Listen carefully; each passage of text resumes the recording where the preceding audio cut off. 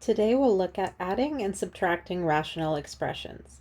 So to start off, we're going to look at a simpler case where we have two rational expressions, but they have a common denominator. So we have two rational expressions here, but notice they both have a denominator of x plus 5.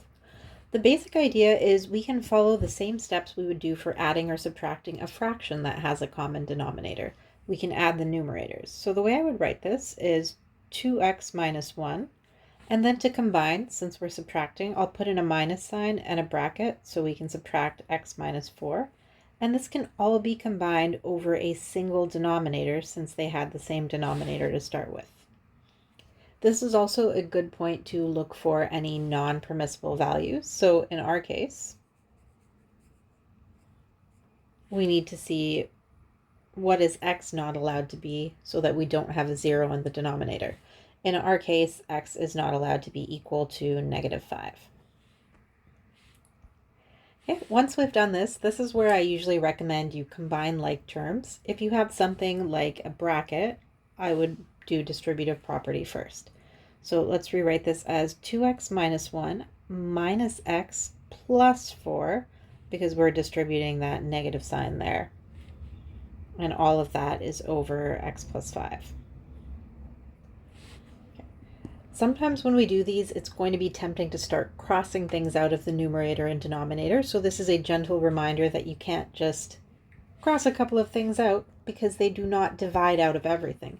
In order to reduce a fraction like this, you need to have it in factored form where things are only being multiplied together. So what we can do though is combine like terms within the numerator and then within the denominator if there was anything. For example, we have 2x minus x, which just leaves an x, and we have minus 1 plus 4, which will be plus 3, leaving us with x plus 3 over x plus 5.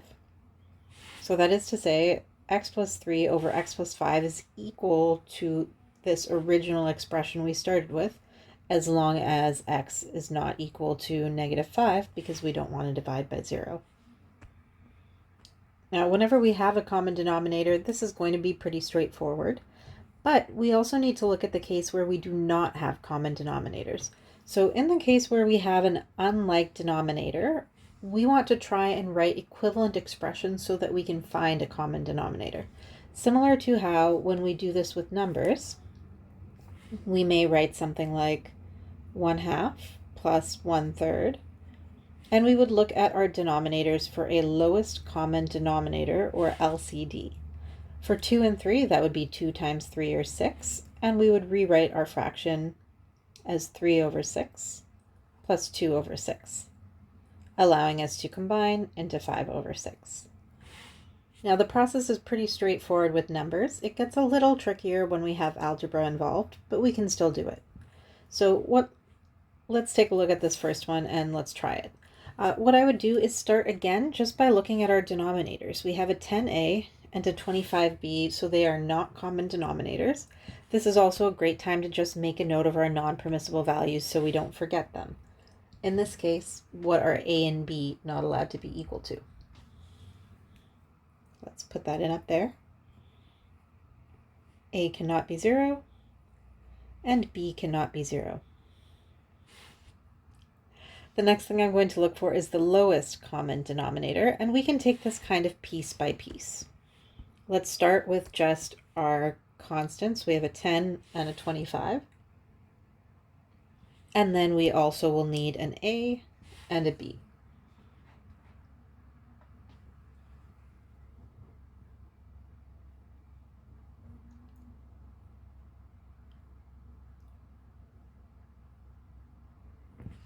Apologies for the pause. There we go. So looking at this, we need a lowest common denominator that is a multiple of 10 and also a multiple of 25. So it will be 50 and also a multiple of a and a multiple of b. Our lowest common denominator is 50ab. What we need to do is rewrite both of these expressions so they have that common denominator. And this is where we can look at them kind of one at a time and ask ourselves, what do we need to multiply this first expression by so that the denominator would be 50ab? We already have a 10 and an a, so we need to multiply it by 5 and also by b. Now, in order to do this without actually changing the value of this expression, we can multiply by 5b over 5b. And I'm just going to do that underneath. I'll leave the numerator factored for now, so 5b times 2a minus 3b. But I'll multiply the denominator just to make it really clear that this becomes 50ab. Now let's try and do the same thing for our second expression. Our second expression is over 25b, so we need to multiply it by 2 and also a, and we need to do that in both the numerator and denominator so we don't change the value of the expression. So this one will be minus 2a times 3a minus 2b over 50ab. And once we've got this common denominator, we can now combine into a single fraction. What I am going to do as I combine these is I'm also going to expand and multiply each of these. So we'll do 5b times 2a, which gives us 10ab, minus 15b squared. And I'm just going to do that extended denominator over 50ab. Now we do need to watch our sign for the second one. What I'm going to do is negative 2a times 3a, giving us minus 6a squared. And then I'll also do the negative 2a times negative 2b, which is going to give us a plus sign for ab. It's worth doing a quick check of our multiplication just to make sure we haven't made any small errors before we start combining. Hopefully we're okay. If you're catching an error, please fix it on your own. And let's go ahead and combine these. Now, I do have a couple of like terms. Let's highlight those. We have a 10ab and a 4ab, so we can at least combine those. The a squared and the b squared will pretty much have to be separate. So let's write this out. And I'm also going to reorder so we kind of follow our usual ordering of alphabetical. So negative 6a squared. Usually we would put that AB term next, so plus 10 and plus 4 will be plus 14AB, and minus 15B squared, all over 50AB.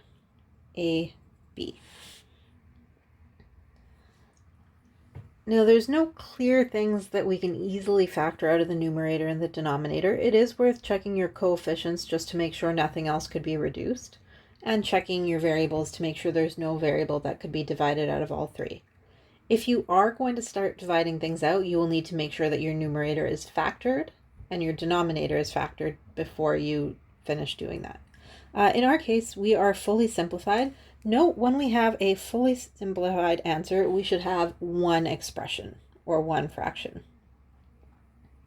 If you still have two being combined with addition or subtraction, they are not fully simplified and you can do that operation. All right, let's take a look at the second one. Before we start this one, why don't you pause the video, try and find a lowest common denominator, and even rewrite those fractions if you can.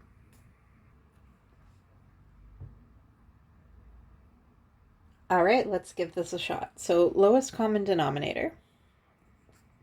I notice I've got a 3 and a 6, so it's definitely going to have to be a multiple of 6. I also have a 5, so 5 times 6 is going to give us a 30 in the LCD.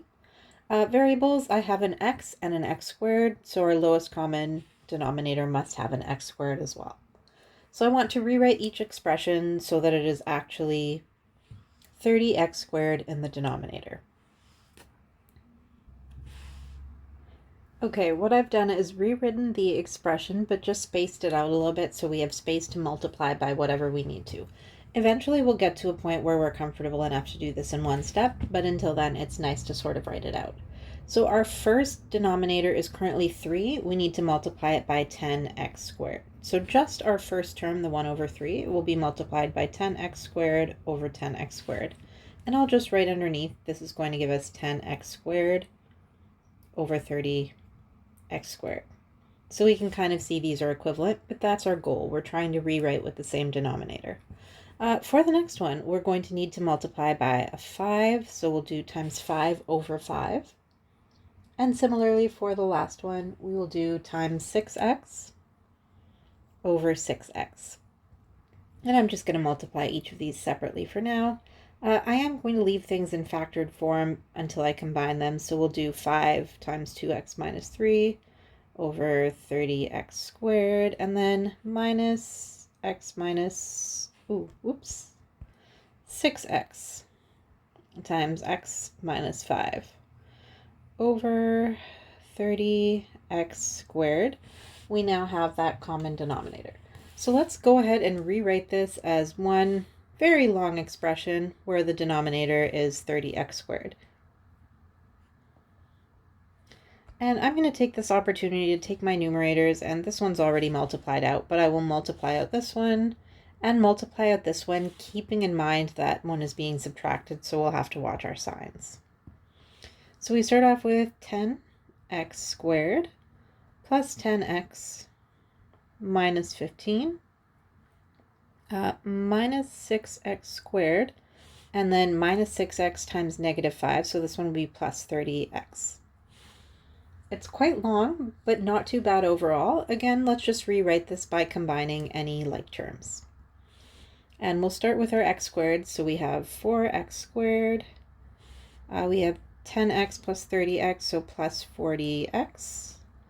And minus 15 all over 30x squared. All right, again, at this point, although it looks like we're pretty much done, you should check to see if you can factor the numerator. If you could factor the numerator, really we would only be looking for anything that's also in the denominator. So do you notice some number that can be factored out of 30 that could also be divided from all of the things in the numerator? Or do you notice an x in all of the terms? If there's nothing that is a factor of 30x squared, you don't really need to factor it out of the numerator because you won't be able to divide it out. So in our case, we are fully simplified. All right. There are 4 more examples that you are welcome to try on the next part. Let's take a look. If you're feeling pretty comfortable, I recommend trying these out on your own, and then you're welcome to come back to my solutions. I am going to just try all of them, and let's at least get some answers down that you can look at. So this is a good time to try them on your own and come back for answers. All right, let's do this. So for each of these, we just generically say simplify, but what we really want to do is do whatever operation is there. In our case, find a common denominator so we can add and subtract, and then combine as much as possible until we just have one rational expression. None of these specifically ask for restrictions or non-permissible values. It's always a good practice to look for those as well, but I'm going to focus on doing the simplifying. So for each of them, I will find a lowest common denominator. For this one, it's a little different because we have variables, but we need an m in the denominator. We also need an m minus 5. So our lowest common denominator is going to be m times m minus 5. What this means for our first term, and again, let's write this out a little bit spaced out so we can see what we need to multiply, is our first term already has an m in the denominator. We need it to also have an m minus 5, so I'm going to do times m minus 5 over m minus 5. Our second term has the m minus 5. I'm just going to rack that in a bracket to make it quite obvious, but we also need an m, so we'll multiply it by m over m. The way I would write this out is 2 times m minus 5 all over m times m minus 5 minus 2m squared over m times m minus 5. Hopefully looking at this, it's pretty clear that it is equivalent to the step above it, just a little more complicated. So unlike the cases where we jump in and try to factor and reduce everything, we don't want to reduce right now because we'll be back where we started. Instead, what we want to do is, while we have the common denominator, write as a single fraction. And as I do this, I'm also going to multiply out. So 2m minus 10 minus 2m squared all over m times m minus 5.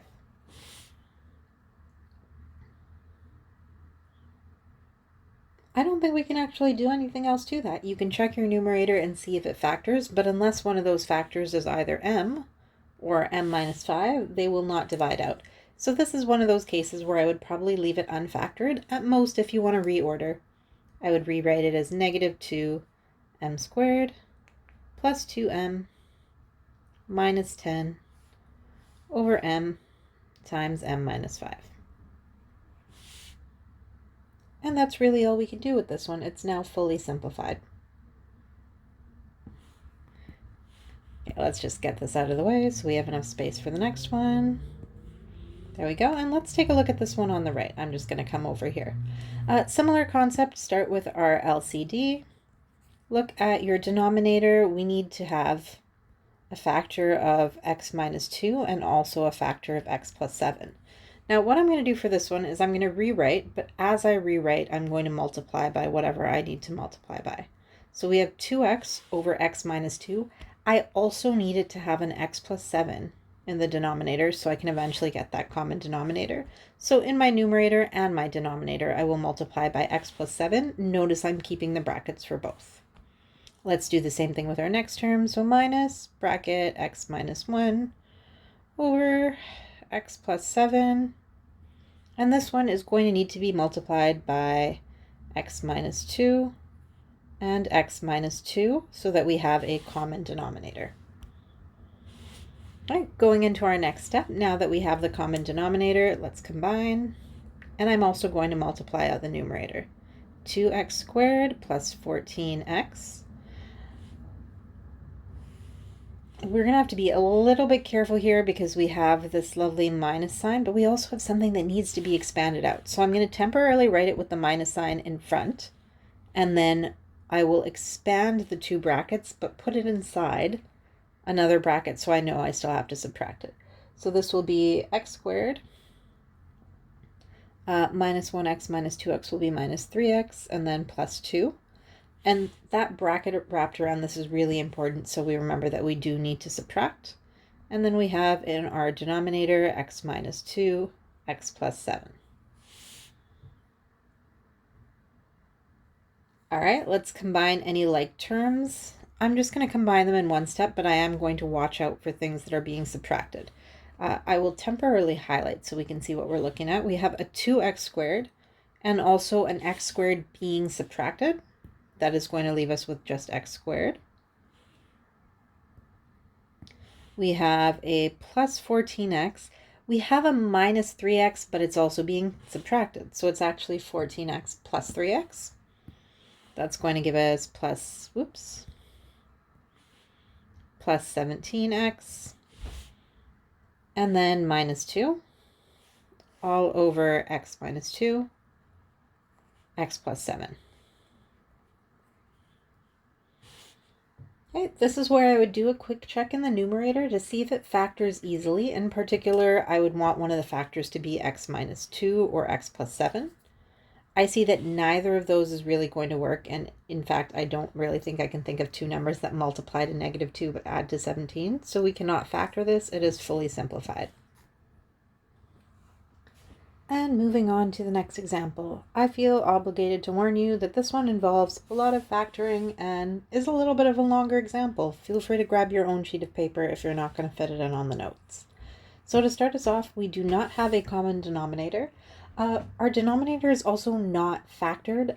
We need to factor it first to be able to identify our common denominator. Otherwise, whatever common denominator we find using these is not going to be our lowest common denominator. Let's just factor first. So I'll rewrite underneath. We've got t minus 1 over our denominator is going to factor into t plus 1 times t plus 4. And our second expression, t minus 2 over, it looks like we can factor out a t, times t plus 1. And this is where we can now find our LCD.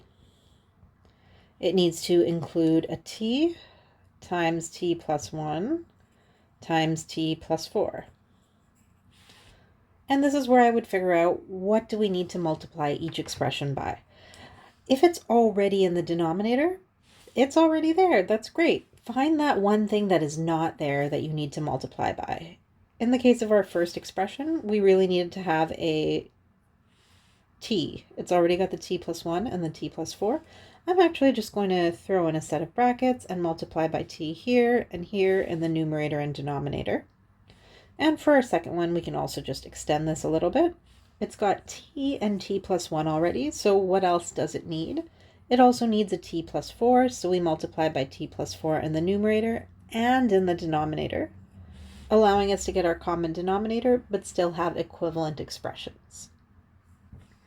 All right, we are now okay to combine. I'm going to write them in one before I try to multiply anything out. So we'll just write this as t times t minus 1 minus t minus 2 times t plus 4. All of that is over t times t plus 1 times t plus 4. And our denominator is getting a little unwieldy. I'm going to leave it factored at all costs. The numerator, we'll multiply it out. We'll combine any like terms. Let's try that. So starting with multiplying out whatever we can, t squared minus t. Again, we're going to be subtracting something that is being multiplied out. So we'll multiply first and worry about the subtraction after. This is t squared plus 4t minus 2t will give us plus 2t, and then minus 8 over the entire denominator from before, which we rewrite the entire thing. We don't drop anything.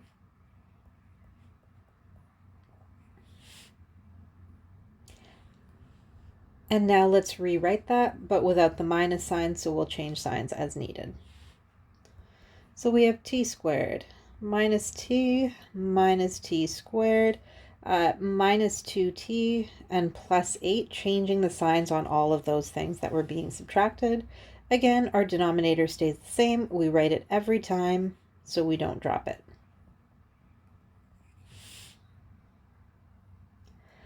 Okay, at least our t squareds combine nicely there. Those are going to go away. We have minus 3t plus 8 in the numerator, which is much simpler, but we still have quite a long denominator. T times t plus 1 times t plus 4. So in our simplifying, we have now managed to combine to one expression. I would still check the numerator. Is there anything that can be factored? Particularly if that factor can be divided out of the denominator, you need to look for that. Nothing that can be factored out, so nothing else will be able to divide out. In our case, this is fully simplified. All right, and on to the last example. Similar concept to the previous one. Just gonna nudge that out of the way. There we go. Our numerators are so nice in this, but look at those denominators, not as friendly. Let's factor. So we're going to have 2 over x plus 1 times x plus 2. I'm going to leave a little bit of space, that way if there is something I need to multiply by in the numerator and denominator, I have the space to do it. And then minus 1 over, this one's going to be x plus 2 times x minus 1. And again, I'm just going to extend that in case I do need to multiply by something. All right, lowest common denominator needs to include an x plus 1. I'm going to shrink that so I can fit it, an x plus 2, and also an x minus 1. We have 2 of those. We'll need to multiply a third thing into each denominator. So our first term has the x plus 1, x plus 2. It needs an x minus 1, which means we need to multiply that in both the numerator and denominator. Our second term needs the x plus 1, so again we'll multiply that into the numerator and also into the denominator. And let's now combine into one fraction now that we have the common denominator. So this is going to be 2 times x minus 1 minus 1 times x plus 1 all over x plus 1. I'm going to reorder this, x minus 1, x plus 2. There we go. And again, let's rewrite without that subtraction. We can multiply out as well. 2x minus 2 minus x minus 1 all over our denominator, x plus 1, x minus 1, x plus 2. This one's feeling pretty good. Okay, combining our numerator, 2x minus x leaves us with an x, and then minus 3 over that nice long denominator, x plus 1, x minus 1, x plus 2. And as always, we should check the numerator for anything that can be factored, but we can see there is not anything that can be factored, and this is actually our simplified answer. All right, congratulations. That's all for today.